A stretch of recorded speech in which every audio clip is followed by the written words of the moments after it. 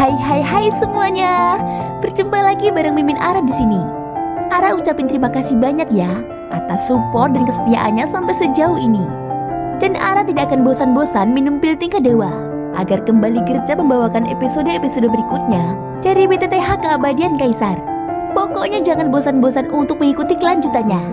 Kalau tidak, Ara akan membuat kalian tidak bisa tertawa atau menangis. Let's go. Mari kita masuk ke ilusi seni radionya. Melanjutkan cerita dari episode sebelumnya. Di episode sebelumnya, Xiaoyan yang berada di tempat persembunyiannya telah mengatur formasi. Namun sayangnya Suruyu mengetahui akan hal itu, sehingga Suruyu tidak masuk ke dalam jebakan formasi tersebut. Ini jelas merupakan langkah ke-9. Tetapi ada aturan dalam nyala api.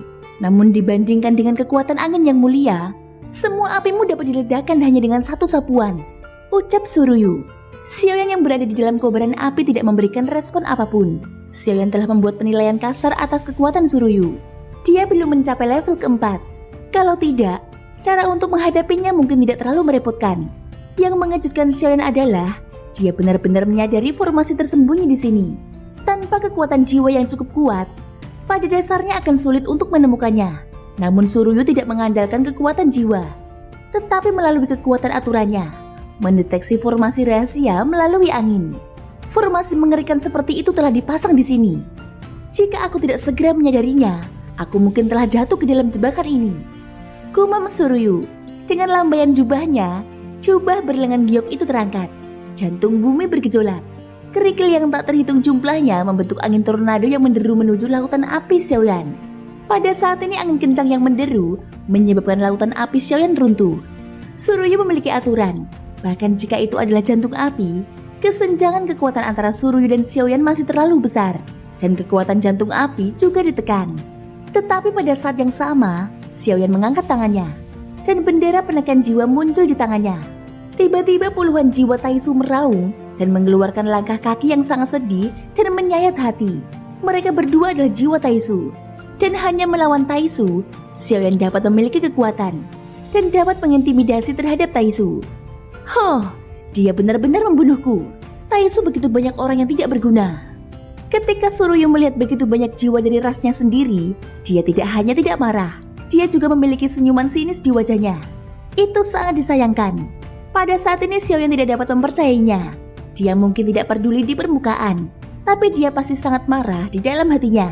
Di antara jiwa-jiwa ini, Xiaoyan memilih jiwa yang mulia yang telah dia bunuh sebelumnya dan meraih tubuh jiwanya. Yang terakhir tiba-tiba menjadi gelisah dan Xiaoyan melemparkannya ke arah Suruyu. Taisu yang lain mungkin tidak peduli ketika Xiaoyan menguping. Dia tahu bahwa dia juga yang mulia.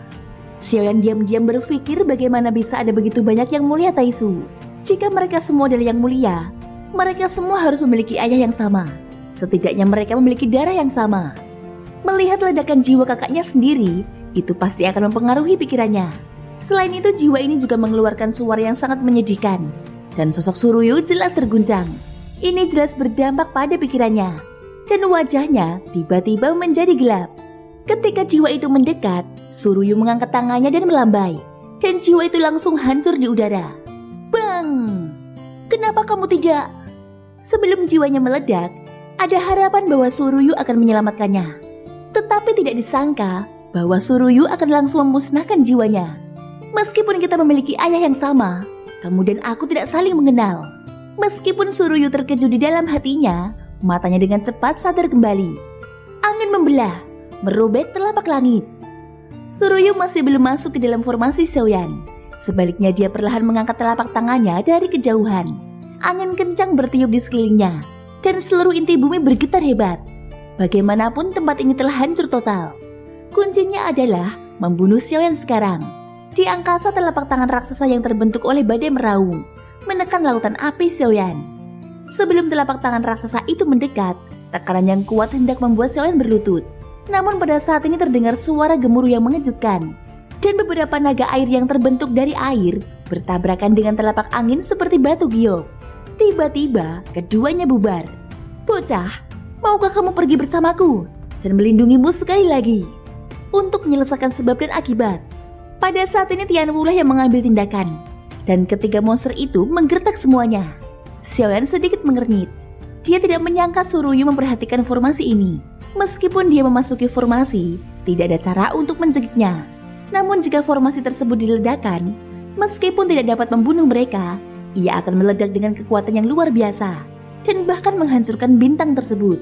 Tentu saja seiring dengan hancurnya bintang tersebut, semua bangunan Taisu di atas bintang tersebut akan hancur. Senior, aku ingin mencoba melihat apakah aku bisa membunuhnya. Xiaoyan tidak ingin menggunakan kekuatan formasi begitu cepat. Dia bisa menggunakannya sebagai kartu truf yang mulia Taisu.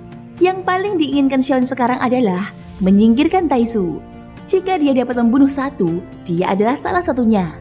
Dewa abadi tingkat ketiga tidak diragukan lagi adalah eksistensi terbaik dalam kekuatan tempur Taisu. Bagaimana kamu bisa membunuh dengan kekuatan abadi kaisarmu? Senior, tunggu aku. Selama senior membantuku menghentikan yang lain, serahkan dia padaku, dan aku akan membunuhnya dengan tanganku sendiri. Ini adalah tantangan bagi Xiaoyan. Tapi selama tidak ada campur tangan orang lain, jika 1 lawan 1, bukan tidak mungkin untuk bertarung. Baiklah, bocah. Jika kamu berani, maka aku akan melindungimu sekali lagi. Tianwu menatap Xiaoyan dengan mata tegas melawan keabadian Dewa Perang. Hanya mengandalkan ini, ia dengan tegas memilih untuk membantu. Xiaoyan mengangguk. Jika ini masalahnya, dia akan keluar dari formasi dan bertarung dengannya. Tianwu dan yang lainnya juga mengikuti Xiaoyan untuk mengisolasi yang lain. Menarik, apakah kamu ingin menantangku? Ucap Suruyu. Matanya tiba-tiba terlihat seperti orang bodoh. Menatap Xiaoyan yang perlahan keluar dari formasi. Dia selalu waspada terhadap formasi. Tapi dia tidak pernah menganggap serius Xiaoyan.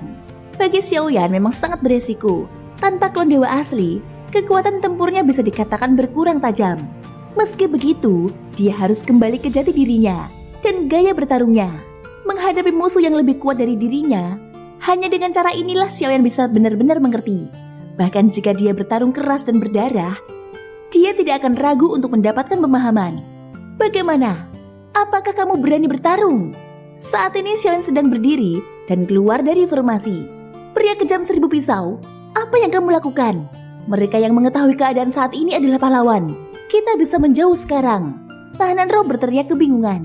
Xiaoyan mengabaikannya. Rambutnya bergerak secara otomatis tanpa angin.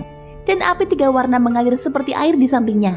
Di puncak langkah ke-9 keabadian Kaisar, Xiaoyan tetap dalam keadaan ini. Namun nyatanya, dia dipenuhi dengan keinginan.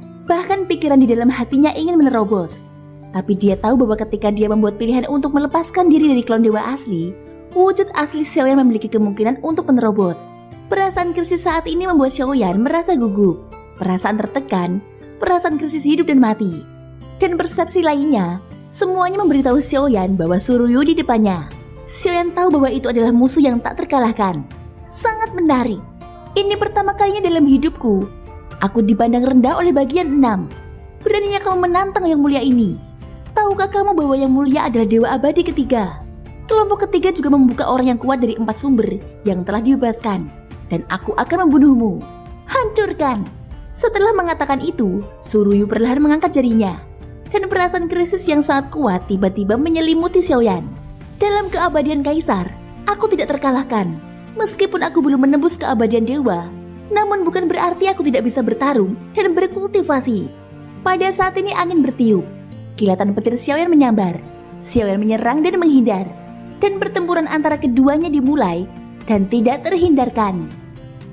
Thank you guys sudah mendengarkan ceritaku di episode kali ini sampai akhir. Ikutin terus kelanjutan episode berikutnya ya. Semoga hari kalian menyenangkan. Sampai jumpa dan bye-bye.